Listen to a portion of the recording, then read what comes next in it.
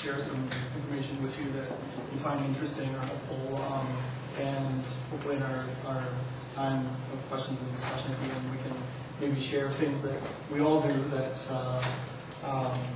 will help everybody out who's here. Can everybody hear me okay? Okay, great. My name is Kevin Bailey, and I manage student computing for Yale Law School. And tell you a little bit about what constitutes student computing at the law school. And that is student and public computing, including computing for library patrons and visitors for conferences when they come, maintaining all of our student and public computing facilities. Also running an IT help desk for all of our 600 students and also visiting scholars. We also have a pretty robust laptop support and laptop purchasing program for students, and there's a personal purchasing program for faculty and staff as well. They can get them on the deals that we get for the students. We also do training and orientation for all of our students, and also for visiting scholars, especially the international scholars who come throughout the year for different reasons. And then finally, we also do technology evaluation and testing. So basically, being involved in student computing, I never know what's going to be coming my way from year to year, what the students are going to be bringing. So we try to do the best we can to keep up with what's out there and try to anticipate what the students are going to bring our way. And talk first about our student and public computing facilities. We manage a total of 95 computers. We have a computer lab and a computer classroom that together. The computer classroom is used by faculty and librarians to run computer research courses, and equipped with 18 computers and an LCD screen and an instructor computer. So we have computing facility or video projection and computer projection facilities in all of our classrooms, but the computer classroom is where you want to get it's helpful when you have a small group of people that you want to get together and work on computer research stuff. Then also we have a student organizations workroom. So there's not enough room in the law school for all the student organizations, obviously, to have an office. So we have one workroom where the smaller student organizations share 4 computers and a printer. We also have, for our legal services organization, we have 2 clinic workrooms where they do their work and keep it separate from the work that's done in the rest of the student computer clusters. And then on top of all that, we have 31 public internet and library kiosks for the library patrons to use.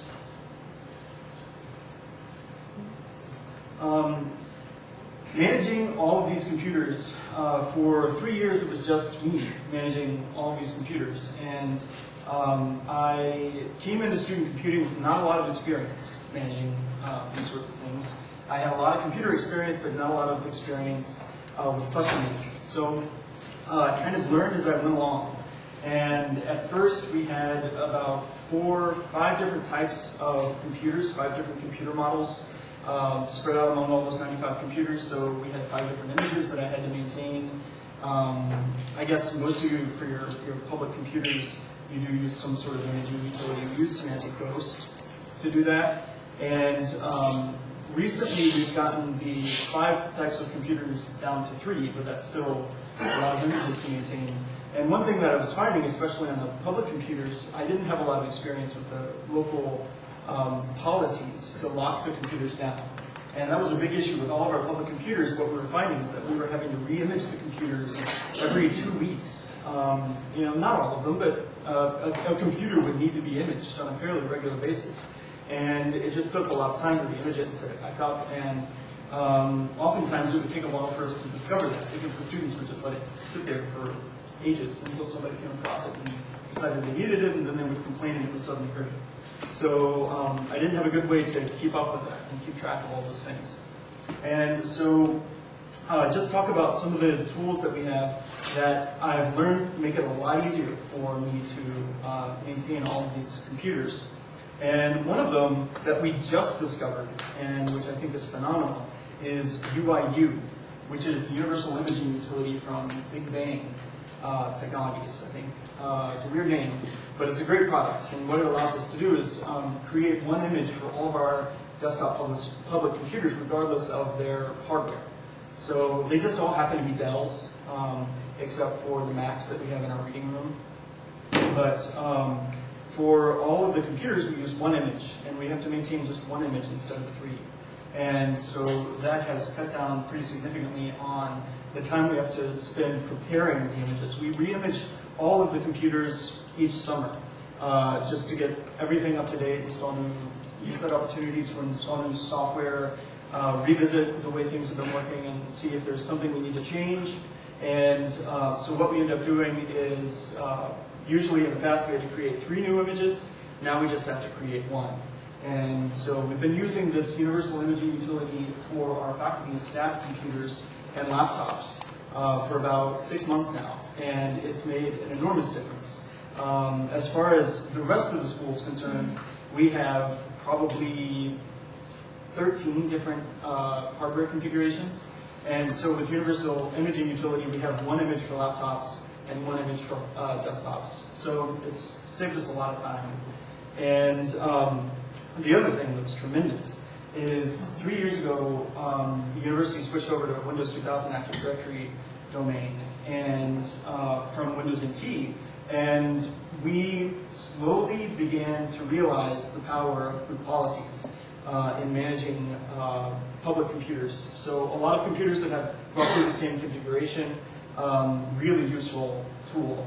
And one thing that I just want to point out here, I am the manager of student computing, and in a lot of ways, I kind of did my own thing. And then I realized, wow, I have all these colleagues in this central campus, IT department that has all these resources. Maybe I want to look into what they can offer and what they're doing and find out how I can apply that to what we've got going on in the law school. I think in a lot of ways, law schools can a lot of times have a lot of separate systems from what the university has, but I think there's great value in examining what the central campus has and seeing what you can learn from it and what you can take for your own use. And so one thing was the group policies. So I talked to our central campus student computing folks and the people who do the cluster management for the university, and what they were doing, though, I wasn't that thrilled with. They were locking down all the computers using group policy, the security policies in group policy. And I didn't have time to go through and test all of these security policies and make sure they didn't break what all the students had gotten used to. We let the students do whatever they want on the student computers, the ones that are reserved for the law students. We locked them down very minimally. And the students really appreciate that. But that causes a lot of problems. I mean, it lets them install spyware and all sorts of things. Like I said, I was learning as I went along. So to address that issue, I started using Deep Freeze, which is programmed by Phoronix. And what it lets me do, I install the Deep Freeze client on all of the computers, and then I can freeze the computer configurations. So I go to the computers and I set them all up, and I put in all of the information that's specific to each computer. We have static IP addresses, so I put those in, and the computer names and all those sorts of things. And then I just install the Deep Freeze client, and I say reboot into frozen state. And then the students can do whatever they want. And if they break the computer, I just have to reboot it, and it goes back into a frozen state where I froze it. So it's a really great utility. It didn't take any expertise to use at all. It was amazingly simple to install. It's incredible. So they have this little installation program that builds the client for you with all of your custom options. And so I just chose to boot the computers thawed each night when the library closes, and leave them thawed for 4 hours so that they could receive Windows updates, and then reboot them frozen in the morning before the cluster reopened.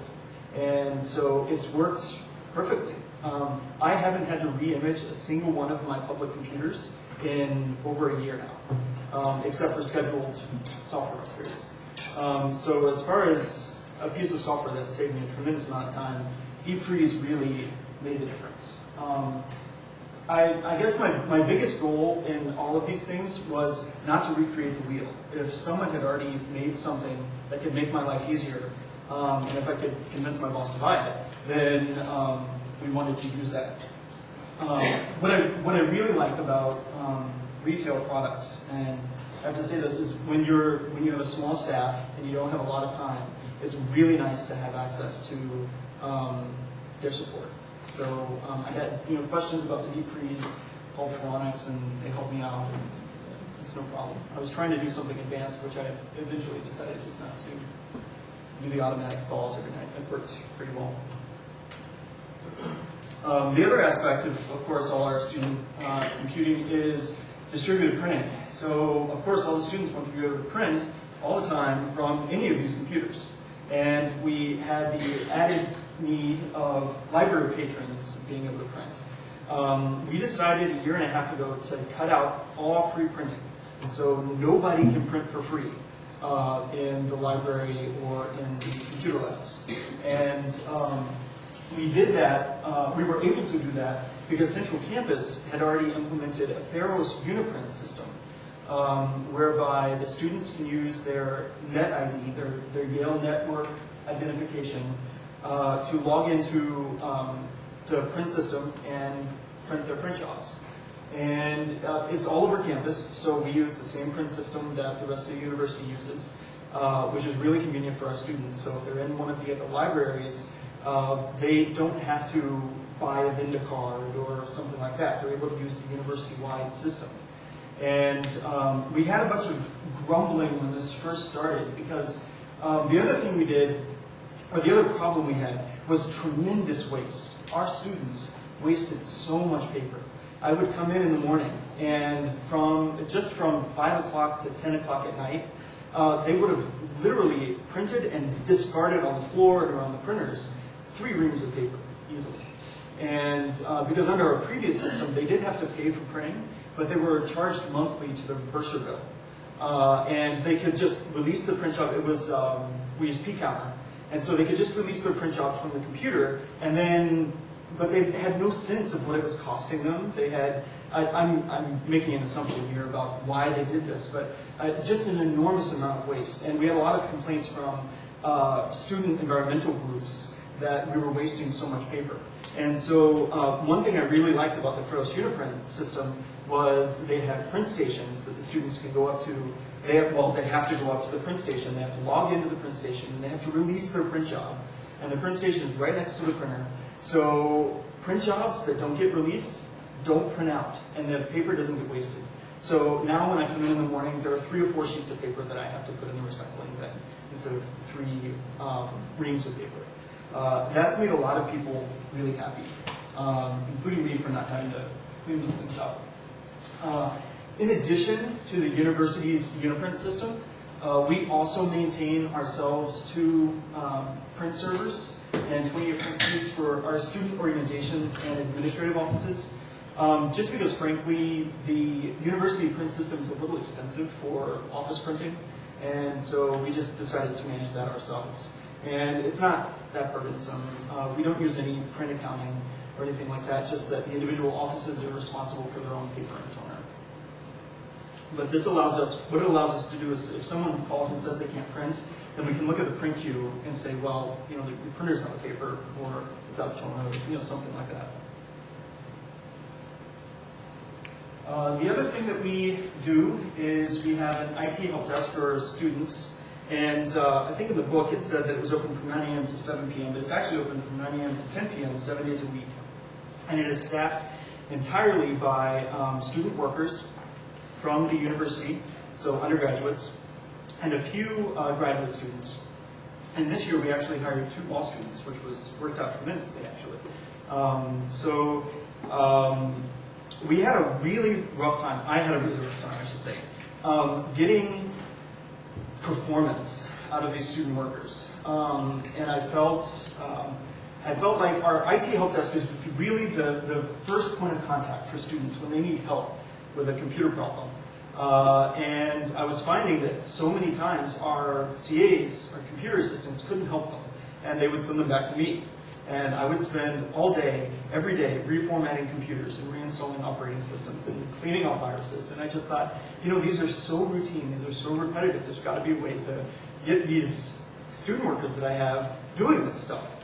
And is amazingly simple, but I just never thought about it. So I wrote everything down.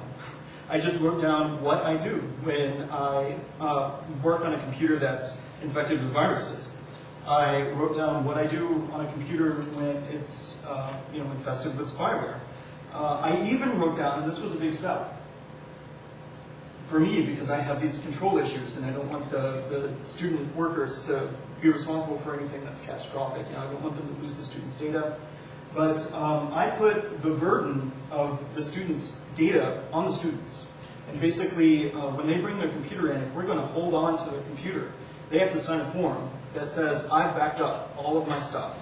And I don't hold you liable or accountable for anything of mine because I've got it all taken care of. And if they need help backing it up, we won't refuse them help. We'll give them help backing the stuff up. But before we take the computer from them, they have to sign this form. And so that frees me from having a heart attack when a student comes in and says, your computer system reformatted my hard drive and didn't back anything up. So that's helped out tremendously. And also, I've put together checklists for all of my computer assistants to use when they're doing that. So if they're going to recover someone's hard drive, they have a checklist to use. And what that helps is with quality control. All of my computer assistants, from the least technically savvy to the most technically savvy, have a baseline that they can do for all the students. And that was really important for me. I didn't want students to feel, oh, I only want to come in when Jimmy's working because I know Jimmy knows what he's doing. I wanted them to be able to trust any of my CAs that they're going to get a baseline quality level of service.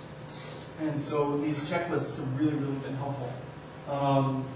And these are the things that my CAs do. They do the software networking and hardware troubleshooting. Two of my computer assistants are Dell certified technicians. We're 100%, not 100% actually, I shouldn't say that, I've been hearing all through the conference. We are literally about 60% PC compatible, 40% Macs. Our students bring Macs, and we decided not to stop them last year. We decided to go with the flow, which was a huge step for us. But honestly, all it took me was 2 months of converting all of our documentation to OS X stuff. And what I realized is that all the documentation, when you convert it for OS X, is about 1/3 of the length of the documentation when you have to write it out for Windows, because you've got one set of hardware and software to deal with. So it makes things a little simpler. But they roll with the punches on that one. They do it. The number one thing that helped me be able to take a step back from the help desk and think about all these things and write out all this documentation was designating one of my graduate student workers as the student help desk manager. Tremendously, tremendously helpful for me. What this person is responsible for is doing the schedules for all the CAs. So he puts together, this year it's a guy, a law student. He puts together the schedules for the student computer assistants, and he also makes sure that all the forms are there, that all the forms are up to date. He helps me write all of the documentation for the student computing assistants. It's been really helpful for me to have him on board helping me manage the help desk because he's on the front line. He is sitting in the CA booth. He knows what all the CAs are complaining about if they're having trouble doing something for students. And he's a law student to boot, so he knows what the law students are complaining about in regards to the service that we're providing at our help desk. So I just can't stress enough, just getting the scheduling off of me saved me probably 2 to 3 hours a week of work. Having to, a CA would call me, they're student workers, and say, oh, I can't make my shift. And so I'm like, okay, great, now I've got to find somebody to cover your shift, and all these sorts of things. It was always an uphill battle, but he takes a tremendous amount of the load off of me, and that's really been helpful. And then, again, the forms and procedures, it really, really helped to raise the bar as far as the quality of service we were able to provide to produce all of these forms and procedures for the computer assistants to use. Like I said, even the ones who would come back and tell me, oh, I don't necessarily feel comfortable reinstalling somebody's operating system, can you help me? We had a wide range of skill sets, and this helped all of them. I mean, it's step by excruciating step, these forms. So it's been really helpful. As far as forms are concerned too, we had students having the same kinds of networking related problems as far as user accounts are concerned. So if they couldn't log in to the computers, we have a form for students who can't log into the computers. If we have a visitor who's requesting access to the computer cluster, we have a form for that. And what that helps ensure is that when a student has a problem like this, they only have to come see us once, and we take care of the problem. I don't have to then email the student and say, I'm sorry, I need to know what your affiliation is, I need to know who your supervisor is, or I need to know your class year, anything like that. I get all of that information one time. The student only has to visit me one time, and we get these things cleared up. So the forms have been really helpful. I think all of the paper that we now save by doing the Ferris Uniprint system, we now waste through all the forms and procedures. So eventually, we want to get them online. But that is, I can't even think about that right now. But all these things have been really helpful for managing the IT help desk. Just talk a little bit more in general about our laptop support. We support everything for our students. We do hardware repair if it's a Dell laptop, because we have Dell certified technicians. Our laptop purchasing program, we partner with Dell to sell the students Dells.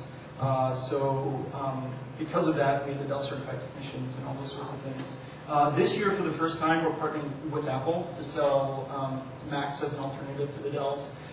Frankly, I found the Macs to be much easier to support in general than non-Dell PCs. The Dell PCs we can handle just fine, but the students who bring to us non-Dell PCs, it's been a lot of trouble. So you just have a myriad of hardware configurations and software configurations. Wireless is just the nightmare of the decade. Every wireless card has its own configuration utility, and some of them are not compatible with a wireless zero configuration service in Windows. So big nightmare.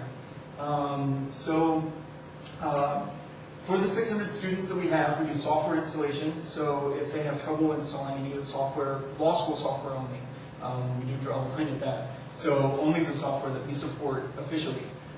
So even for SPSS or STATA, or if they need any of these statistical software, we send them to the university's statistical laboratory. And they have computer assistants that are dedicated to just doing that sort of work. And they can also, it's the added bonus that if the students know where the stat lab is, then they can also get help with that statistical work. They know where to go to get help, because we're not equipped to help them with those sorts of things. We actually have our computer assistants do data recovery, which was also a big step for me. And by data recovery, I mean I've given them a hard drive enclosure, so they can take a student's laptop out. If it's a Dell, we'll only do it if it's a Dell, because if they break something, then we can get it replaced. And they'll pop it in the hard drive enclosure, stick it to the computer assistant computer, and they sit with the student and pull the data off. So in cases where the computer won't boot for whatever reason, we do that. In addition, I've also given them instructions on how to use Knoppix, which is a fantastic tool. I would recommend anybody to take a look at the CALI Opix CD. I'm assuming it's got the same thing and more. That I just downloaded Knoppix from the website and used it just what they had. And what it allows my computer assistants to do is boot the non-functioning laptops into Linux, and then the students can browse the hard drive and copy the files to the student's network file share. And our students have responded tremendously to this. They no longer have nervous breakdowns when their computers crash, and I no longer have to sit in my office, trying to recover data for all of them. So that's been a big deal, and we do that. It's kind of a step back from our, you're responsible to back up all your data sort of thing. But the realistic truth is that the students aren't going to back up their data. Just like our faculty and staff, they all have network drives, and they've all been trained on how to use them to save all their documents, and they still want to save all their documents at /data. So from the WordPerfect 1.1 base. So we have that. Hardware repair we only do for the Dell laptops. 2 of our computer assistants are Dell certified technicians. And that was surprisingly easy to ask Dell to do for us. You know, they do simple things like if a hard drive has failed, they run the little hard drive diagnostic diskette and they write down the error code and they type into the Dell Warranty Parts Direct website that, you know, we need a new hard drive and here's the code. And that takes a lot of burden off of our office. We were having to do a whole lot of that. And we still do some of it. There are cases when the computer assistants aren't sure. They can't figure out, well, is it the display or is it the video card? And some things like that. And then we'll help out with that. But it's great because they do little things. If the AC adapter is broken, we've got spare AC adapters so they can plug another one in just to see, well, is it the AC adapter or the system board? And those sorts of things. And the other thing is network configuration and troubleshooting. 2 years ago, we had wireless installed in all of the classrooms, and headaches ensued, and they continue. And so that is, after email, wireless is our #1 problem. And we hope we found a solution this summer. The Central Campus Data Network Operations Group is going to install Aruba in the law school, which is a managed wireless system. The students will have to install clients on their computers, but it has two great benefits. One, it won't let the students connect if they're not patched, if they don't have patches, Windows patches. And two, it forces them to use VPN for every connection. Wireless security has always been kind of a frustration for us because we know wireless is insecure. We tell the students in the first paragraph of our wireless instructions that this isn't secure, but we know that they don't use VPN. And so with the new Aruba solution that the university's testing out actually at the law school, we're hoping to get around some of those things and also to get around the configuration issues. One thing, Yale has a closed wireless network with no encryption, but it's closed. And that was a huge frustration for me because what we discovered was Windows wouldn't see the closed wireless network if there was a laptop next to the student configured to share its internet connection, which so many of our student laptops, they would do that because they would run the wireless network configuration wizard thinking, well, that's how I'm supposed to get my home network up and running. And then they would find out, well, now I don't have any internet connectivity, but in the process, they've screwed up everybody's networking in the classroom, you know, so really kind of frustrating. So yeah, so we'll see, you know, ask me in a year whether or not Aruba works. In addition, of course, we do the student laptop purchasing program. We have had contracts with Dell for 5 or 6 years now. And this year, for the first time, we've been working on a contract with Apple. And Apple has not been able to provide us the same level of service that Dell has been able to. But frankly, we've had a lot of problems with Dell's service in the past year anyway. But for the Dells, there are a lot of advantages for the students to choose the Dells because we do the custom software image. And so the students get a laptop that out of the box is configured with a unique computer name so they don't have to deal with duplicate names on the network. All of our networking settings, we have a script that runs when they boot the computer on that's in all our network settings. Microsoft Office is already installed, Adobe Acrobat Reader, these sorts of things. So the students enjoy that because they just don't have to think about it. They can buy a laptop and it just works. So that's been really successful. We have about a 60% participation in with the incoming students with the Dell, between 40 and 60% actually. It fluctuates quite a bit from year to year. But participation in our Dell purchasing program. And something I have to say about laptop support is this year, for the first year, we hired a staff person to focus on laptop support for faculty, staff, and students. And this has helped tremendously because laptop support just becomes increasingly complicated. And for a lot of reasons at the law school, we don't have a laptop mandate. We also don't have a program where we buy the laptops and distribute them to the students. And in an ideal world, that would be the way to cut a lot of costs, to cut out a lot of support headaches. But there's a culture of choice that we have to deal with in our department. And this is one way, so we try to persuade the students to purchase the Dells. And as far as I'm concerned, now that I've got all the documentation written for the Macs, they can buy a Mac, and I'm fine with that. We still, of course, do not support Macs. I shouldn't say of course, but we don't support them for desktops for faculty and staff, just because the central management capabilities are just not there. We can't tie them very easily into the university's Active Directory. A lot of services just aren't available. So, just as a caveat to that. The other thing is training and orientation. We have right now a very limited program of training and orientation for the law students.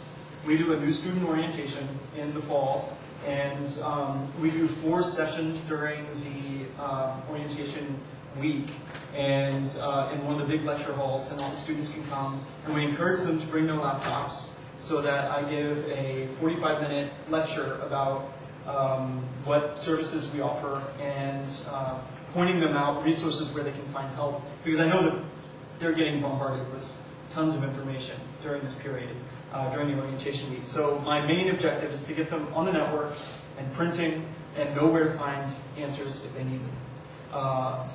And then after that, since we've encouraged them all to bring their laptops to the orientation session, myself and one of my colleagues, and then a computer assistant or two will go around to all the students while we have them there, and they'll help each other, and we'll help them get their laptops set up. And we did that part for the first time this last year, and it was really successful in cutting down on the number of students who came to us with questions throughout the next couple of weeks. So the first 2 weeks of class, they're all really stressed out, and they just want this thing to work. I mean, that was one thing I had a really hard time just accepting. This is a tool for them, and they just want it to work. And so we're doing what we can to help them out and get them to a place where it just works. And it also doesn't cause headaches for us further down the road. The other thing that we started this past year is internet security sessions. So in addition to the new student orientations, we do internet security sessions for the entire student, well, we open it up to the entire student body. Participation rates have been abysmal, and I have no idea why. But we have maybe had 15 students last year participate in this. After doing one session for the students, we did it for we offered it for staff, and we had great participation. We probably had maybe a fifth of our staff participate in these things, but completely voluntary. So for the students, it's not been that successful. One of my goals is to work with the library reference and instructional staff and see if we can kind of sneak in on one of their computer research sections and give them to students about computer security and patching and these sorts of things. And they've been very open to that because they get frustrated because in the research sessions, the students think that's the time for them to ask these questions. And so what I've found really useful is to not feel like I'm on my own with this. The librarians have actually been a great resource for discovering ways to help the students, because especially at the reference desk, it's funny because the students are all doing the work up in the reading room and the reference desk is in the reading room. So they'll go to the reference desk before coming down to the help desk, which is way down in the basement. And so I've found invaluable allies, especially in the reference librarians at the law school. Also, they've actually enabled me to be able to support Macs, because they all use Macs, all the reference librarians do. And so they were willing to help. And they also wanted Macs in the library. So I said, okay, if you want Macs in the library, you got to help me out here. And so they helped me with the documentation and those sorts of things. So one thing that I really want to stress, and it took me like 2 years to discover this, is there are resources out there, whether they're CALI. I feel like student computing sometimes falls way down the list of priorities for things. The students get great support for all sorts of things, but not necessarily for the computers and for the actual hardware or whatever. So the librarians have been a great resource. My colleagues in IT, I never thought to use group policies. I knew we used that for the desktops in faculty and staff offices, but not for all of our public computing spaces. So it was really helpful to build a good relationship with our network administrator and get those things implemented. And then finally, student computing manual. So we put together a little manual that has all kinds of, basically it's a reference for the students if they have questions about computing. It's distributed to all first-year students. And then a computer assistant handbook. So our computer assistants also have a handbook that they can refer to, just to kind of keep everybody on the same page, those sorts of things. Lastly, technology evaluation and testing. Again, we rely a lot on Central Campus for software licensing. Why should we buy a separate license for 600 students when the university has already bought a volume license for 7,000 students? We're going to realize a great discount if we hop in on their contracts. Another great resource is in the Northeast. We have NERComp, which is a group of schools that get together, and one of the things that they do is they leverage the buying power of all of these different institutions to get great prices on software. So that's especially been helpful with Adobe. Adobe Acrobat is becoming bigger and bigger player in the legal field, and so we wanted to make sure that we could get Adobe Acrobat into the hands of as many students as possible. And so we've gotten very good competitive pricing through NERComp for Adobe Acrobat. We don't buy Adobe Acrobat for the students, but we make it available to them for purchase through the NERComp program. The other thing that we do is new software and update testing and deployment. Myself and then our laptop guy, we work together on building all the images. For what we found is we're sitting here building all these images for all these public computers and all these sorts of things. We found the UIU technology, the Universal Imaging Utility. Why not just do all of the images for including the stuff with the faculty and staff? And we've been able to leverage our expertise in doing this year after year for the student laptop program, our quality control measures that we have in place, to be able to extend that to our colleagues in faculty and staff support. And then also managing our vendor relationship with Dell.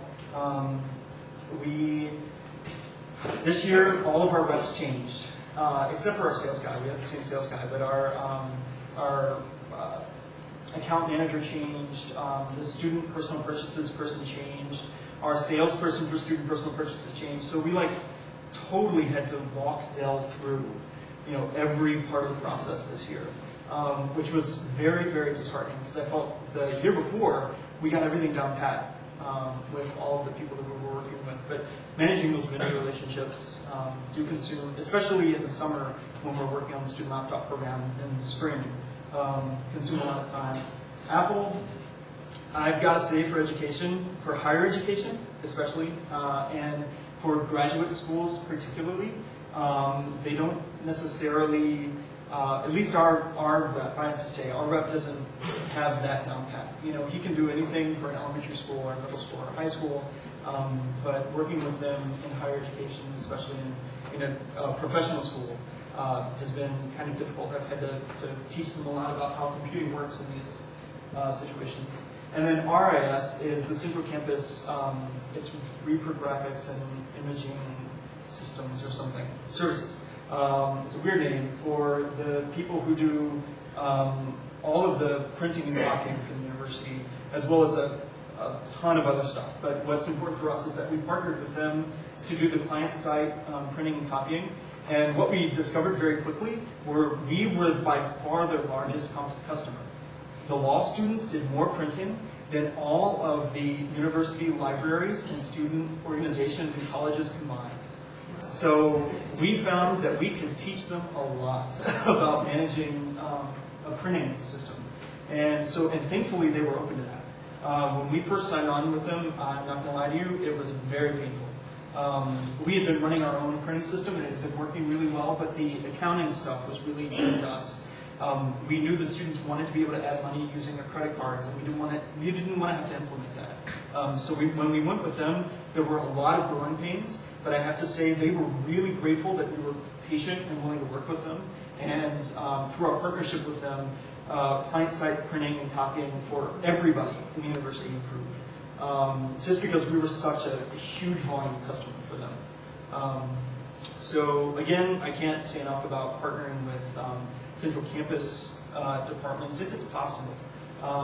I haven't really found, I expected a lot of ego and a lot of, well, you're the law school and you do everything differently and these sorts of things, but I really haven't. And for the people who count, like the person in charge of student computing for the central campus, she's been really, really helpful. And the people in charge of the client-side printing and copying. So my relationships with central campus departments have been really, really helpful. And that's the end of the presentation. And thank you all. And if you have any questions, now's the time.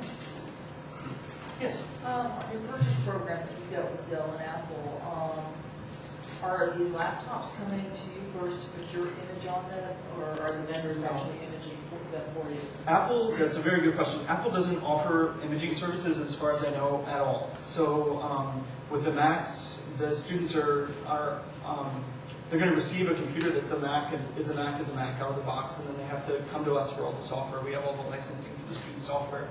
Dell, on the other hand, we use the custom factory integration service. And so we get a laptop from them, we build the image, we configure the image, and we test it, and then we FTP the image to them.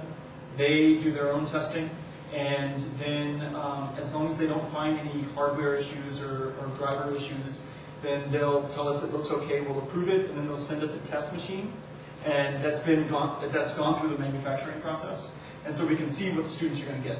And then we approve it, and then they will sell the students. There's an additional fee that the students pay for this service. I think it tacks on like $45 to the price of the laptop. But the students get, Dell makes for us a CD with the image on it. It's a software restore CD. If the student has a problem, they can restore their own operating system from this set of CDs. We've seen a lot of value in that program. Are y'all recommending like specific models? Yes. Yeah, because we're doing the software image, we're wedded to the hardware configurations. So this year we're offering the D610 and the D410. The X1, which is a fantastic lightweight little computer, was unfortunately not available for us to purchase early enough to build our images into our testing. Yes, your first thing, sorry. So you have a program for Dell as well. Mm-hmm. How do you handle communicating to the students that you've got this program? My boss has not wanted to say, we recommend you buy this.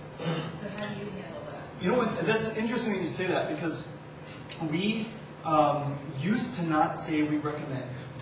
We used to just say Yale offers a program whereby you can purchase custom configured laptops, and here are the advantages of this program.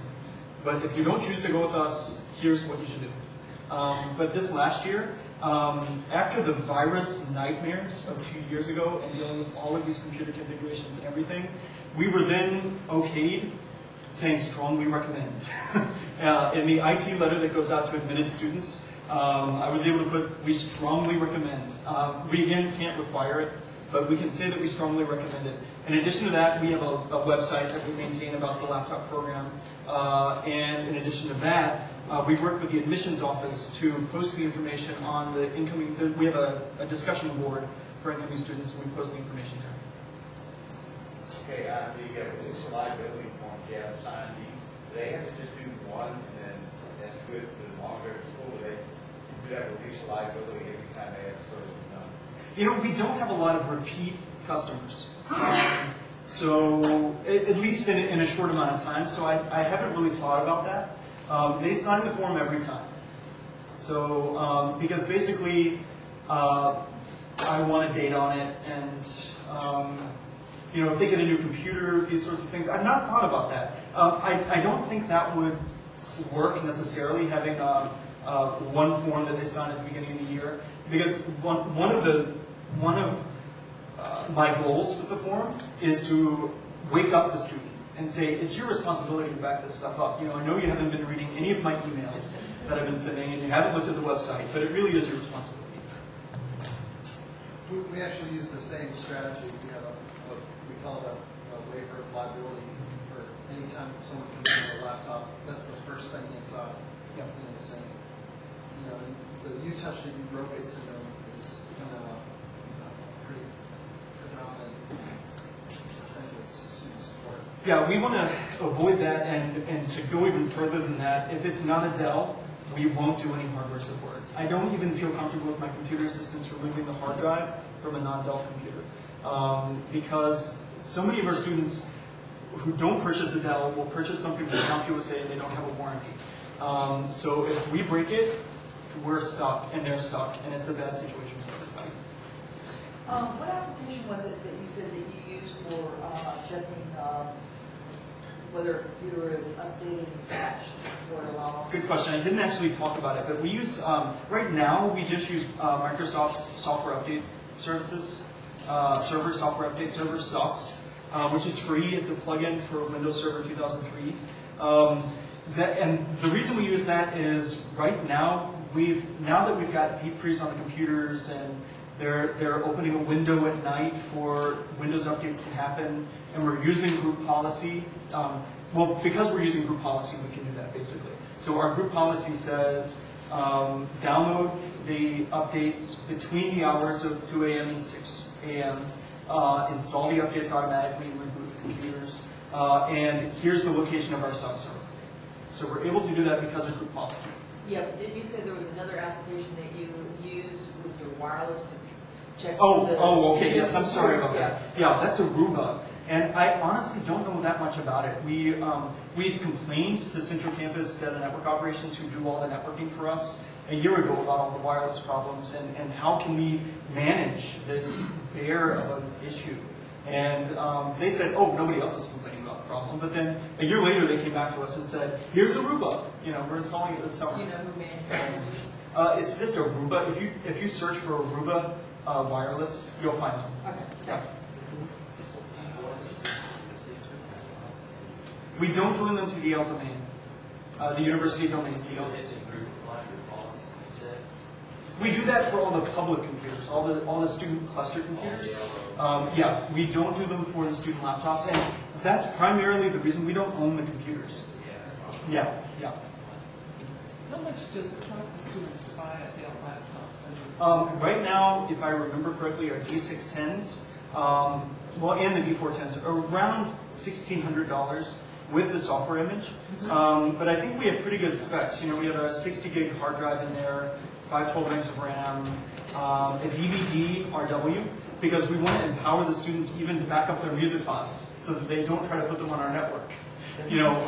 Those sorts of things. So we tell them, you have a DVD burner in your laptop, archive your stuff yourself. Yes? Have you run any laptops that you couldn't get working on your wireless network? We've actually had that problem. We had one student who came over from Europe and darned if we could ever get them to work with it. We have had intermittent problems with that. So we've had everybody else in the classroom is on the wireless just fine, and this one student with their laptop, we just can't do anything for them. And my hunch in cases like that is there's something wrong with the laptop. Except there was one Sony Vaio that we had, that no matter what we did, we couldn't, his wireless at home was working just fine, but I even went to the point of reinstalling his OS for him from his Sony CDs, and it still wouldn't work on our network. So that was, other Sony Vaios just fine. So if I had a choice, I think everybody buy the same computer. Oh, absolutely. Yeah, the problem with wireless support for me is I can't write documentation that works for every single wireless network card vendor. They use different terminology for the same things. The SSID is sometimes called the network name and things like that, and I just can't deal with all the permutations. It's just not possible. You were talking about Knoppix. We use a Barpe as well. Yes. Actually, yeah, we just started looking into that. Barpe is another excellent. If you have a volume license for Windows, there are licensing issues involved with Barpe. What it is basically is a bootable Windows CD. So it boots into Windows, whatever version of Windows you have, if it's XP or 2000. And I think it was even Server 2003, bizarrely enough. There are licensing issues with that. You don't want to use Barpe unless you have a volume license agreement with Microsoft, because you need to have a license to cover that CD every time it boots. So You just need to, Barpe PE, I actually prefer Barpe PE to Knoppix just because for our computer assistants who are familiar with Windows, Barpe PE does everything, well, it doesn't do everything Knoppix does, but for data recovery purposes, it does everything we need it to do, and it's Windows for them. So if you have a volume license agreement with Microsoft, I would recommend looking at Barpe PE, and it's all one word, Barpe PE. And they have, excuse me? B-A-R-T? B-A-R-T is in Thomas. Yeah, Barpe PE. The other thing is if you take some time with it and get the network drivers installed, you can use the Ghost client as well from it. Yes, which we have started doing. For student laptops that we can't get the data off any other way, we'll use Barpe PE to boot the computer up and then Ghost the hard drive. It's been really tremendous. It's much better than having all the Ghost floppy disks. It's amazing. It's amazing. So look into that. I've been telling people that when they get apples for many years now to avoid it because, when they get to a law practice or when they get to a job, they're more than likely to get, a Windows machine. How do you deal with that? Well, we struggled with that pretty tremendously. We made a policy decision, basically, that we're trying to make sure they have tools to get them through law school. It's not our job.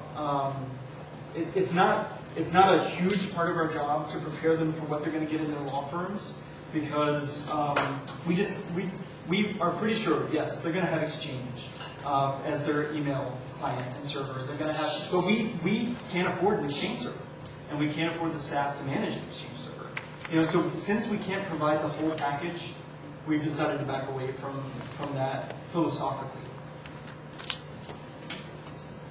Yes, I'm sorry.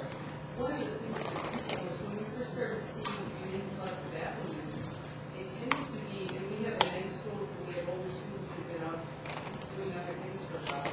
They tended to be IP guys who were really good at fixing stuff and figuring out workarounds for the rest of the time.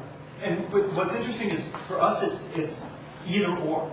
It's either really savvy students or students who don't know anything. And what I always feel badly for them is I tell them a Mac is still a computer. You still have to learn how to use it. It's not like a stereo. You just turn on and it works. And you still have to maintain it. And that's been the biggest battle with our Apple users is they think they're invincible. And so trying to instill in them best practices that will go with them, through Apple breaking into 40% of the PC market share and all the viruses coming at them. I want them to be prepared for that. But philosophically, they feel like they're invincible. So it's unfortunate. I'm sorry. I was just curious if you guys had what you do for spyware prevention and removal. What we've been using is Microsoft's anti-spyware beta. We've found it's really fast. I hate that it's a beta. I hate putting software that's beta on student computers.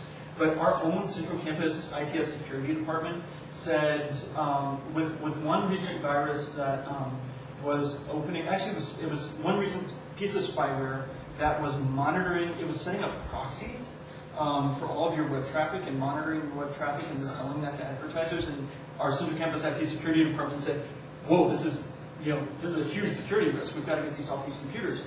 Microsoft anti-spyware was the first program to be able to deal with that. And it deals with it the quickest. So after that experience, we were so impressed. We tell the students before we put it on, look, this is a beta, it's going to expire in July.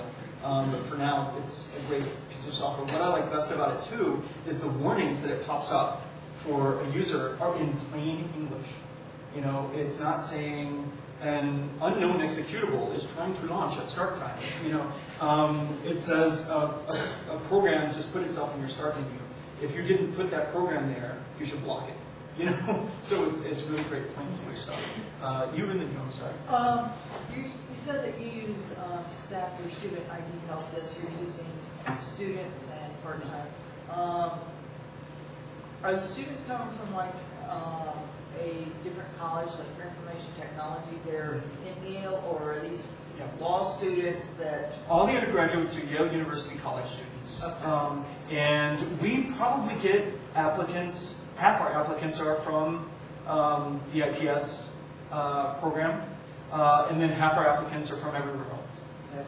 Do you have any type of training program? Or? Yes, we do. We actually have 2 half-day programs a semester for all the computer assistants, where I get them together on a Saturday and I feed them lunch.